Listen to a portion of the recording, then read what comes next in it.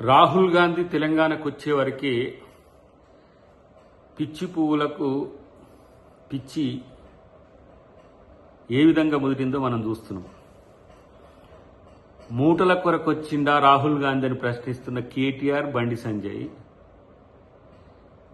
తెలంగాణలో జిల్లా అధ్యక్షుల యొక్క సమావేశంలో మాటిచ్చిపోవడానికి వచ్చిండు. మీలాగా మూటలు మోసే కల్చర్ కాదు. ఇలా మూటలు కట్టుకున్నారు కదా. బీజేపీ పార్టీ ఫండ్ 1,00,000 కోట్ల పైనే, ఒక 10,000 కోట్ల రూపాయలు ఎలక్ట్రోల్ బాండ్స్, 90,000 కోట్ల పైచిలకు ప్రజల నుంచి సేకరించింది, చందాల రూపంలో సేకరించింది. ఇటువైపు బీఆర్ఎస్ పార్టీ చూస్తే 800 కోట్ల పైచిలకు ఎలక్ట్రోల్ బాండ్స్, 10,000 కోట్ల పైచిలకు ప్రజల నుంచి సేకరించింది, పారిశ్రామికవేత్తల నుంచి సేకరించింది. కాంగ్రెస్ పార్టీ చూడండి, 145 ఏళ్ల చరిత్ర ఉన్న పార్టీ, 250-300 కోట్ల రూపాయలు ఉంటే అవి కూడా ఎవరైతే ఇస్తారో వాళ్ళ మీద కక్ష సాధింపులు చేయడం. ఆ రోజు రేవంత్ రెడ్డి గారు అదే మీటింగ్లో నాయకులను, కార్యకర్తలను ఉద్దేశించి అక్కడ మాట్లాడేటప్పుడు రాహుల్ గాంధీ గారికి కానీ కాంగ్రెస్ పార్టీకి కానీ అవసరమైతే మనం తలా ₹1 వేసుకొని కార్యకర్తలం అందరం కూడా 1000 కోట్లంటే ఇలా ఇచ్చే ప్రయత్నం చేద్దామని చెప్పి రేవంత్ రెడ్డి గారు అన్నదానికి వీళ్ళు అదే మూటలు పట్టుకోవడానికి వచ్చిన రాహుల్ గాంధీ అని నేనంటున్నా. ఈరోజు కేసీఆర్ ఢిల్లీకి పోతాడు, కేటీఆర్ ఢిల్లీకి పోతాడు, లేకపోతే బండి సంజయ్, కిషన్ రెడ్డి ఢిల్లీకి పోతారు. మీరు మూటలు పట్టుకొని పోతారా ఢిల్లీకి? మూటలు పట్టుకుపోవడానికి ఢిల్లీకి పోతారా? లేదంటే మీ మోదీ, అమిత్ షా వీళ్ళంతా హైదరాబాద్కు వస్తుంటారు, మీరు మూటలు ఇవ్వడానికే పోతారా, కలుస్తారా? కనీసం సిగ్గుండాలి చెప్పడానికి ఇట్లాంటి మాటలు. ఈరోజు కాంగ్రెస్ పార్టీకి ఎవ్వరు ఏ సహకారం చేయకుండా ఉండడానికి టీఆర్ఎస్ పార్టీ గత 2 ఎన్నికల్లో ఏం చేసిందో ఫోన్ ట్యాపింగ్తో అందరికీ తెలుసు. ఎందుకు కాంగ్రెస్ పార్టీ దగ్గర డబ్బు ఉంటే మళ్ళీ వాళ్ళు రాజకీయాలు చేస్తే మళ్ళీ వాళ్ళ నాయకులు గెలుస్తారేమనే భయంతో ఏ విధంగా ఎవరెవరిని బెదిరించిన కేసే ఫోన్ ట్యాపింగ్ కేసు.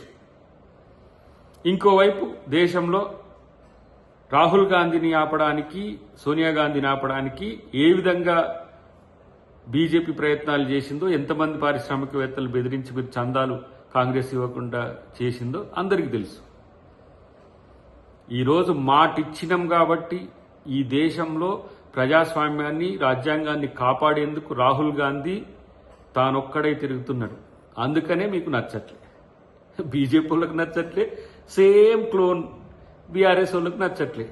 ఇద్దరికి ఈరోజు రాహుల్ గాంధీ తలకాయ నొప్పి అయింది.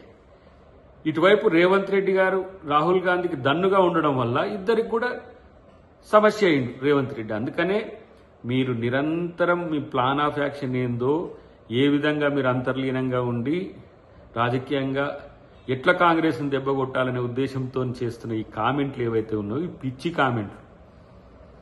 కామెంట్ అనాలను, హెచ్డి కామెంట్లు అనాలను.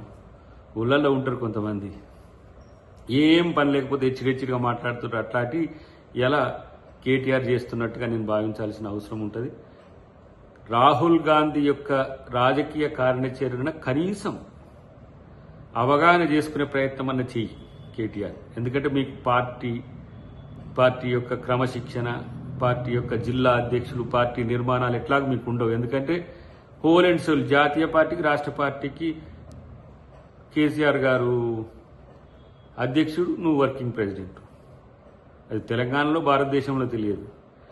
అట్లనే బీజేపీకి కూడా సిద్ధాంతం, రాద్ధాంతం ఏం లేదు. ఓన్లీ వాళ్ళు నమ్ముకున్నది ఒకటి, పంచాయతీ పెట్టాలి. 2 వర్గాలకు, ఏ అయినా సరే 2 వర్గాల మధ్యన పంచాయతీ పెట్టాలి, రాజకీయ లబ్ధి పొందాలని. అది కానీ ఈరోజు 600 పైచిలకు జిల్లాల్లో జిల్లా అధ్యక్షులు కేంద్రకంగా రాజకీయం నడిపే ఒక కార్యాచరణ కాంగ్రెస్ పార్టీ చేసింది. తెలుసుకొని ఆ కార్యాచరణలో జిల్లా అధ్యక్షులనే ప్రధానమైన భూమికగా ఈరోజు కాంగ్రెస్ పార్టీ చేసే ప్రయత్నానికి రాహుల్ గాంధీ గారు వచ్చిన పరిస్థితిని తెలుసుకుంటే మంచిదని హితం.